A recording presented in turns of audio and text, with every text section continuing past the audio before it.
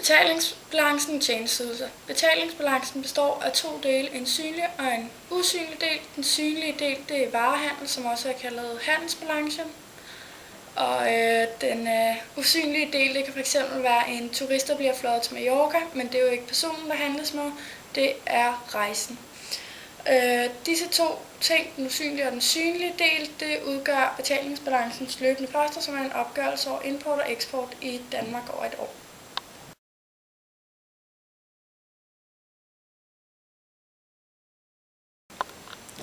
Valutaproblemer. En stabil valutakurs anses som nødvendigt på erhvervsmarkedet. Svingende kurser giver problemer i forhold til handel og rejser til og med udlandet.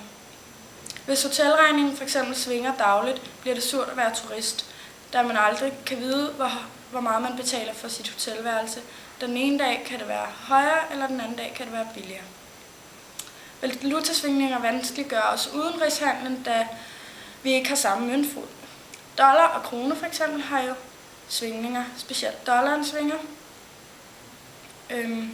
Men derfor bliver der besluttet en fast kurs, så man kan køre sine handler, uden at der bliver for store problemer. Dette kommer godt nok til at koste enten den ene part eller den anden part penge, men det er minimalt. For at holde en stabil valutakurs er det nødvendigt med en stærk betalingsbalance. Med underskud gennem længere tid på betalingsbalancens løbende poster, som er de usynlige og de synlige dele, som jeg snakkede om før, kan det være nødvendigt at nedskrive værdien af valutaen, og dette kan medføre inflation og stigende renter. Men det vil også gøre landets varer billigere, og nedskrivningen kan derfor afhjælpe den situation, der er skabt af problemet.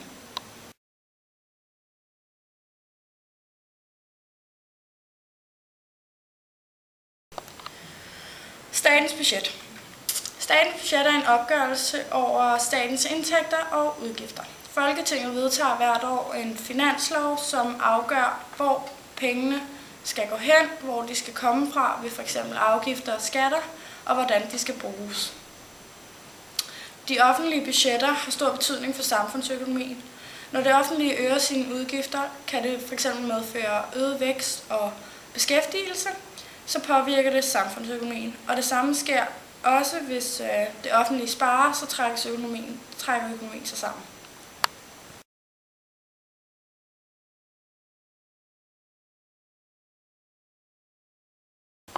Statens rente. Renten bestemmes ved, om en debitor, altså en skyldner, er en god eller dårlig debitor, altså om de har en god eller dårlig sikkerhed. Hvis sikkerheden hos en debitor er god, så kan man låne til en lav rente.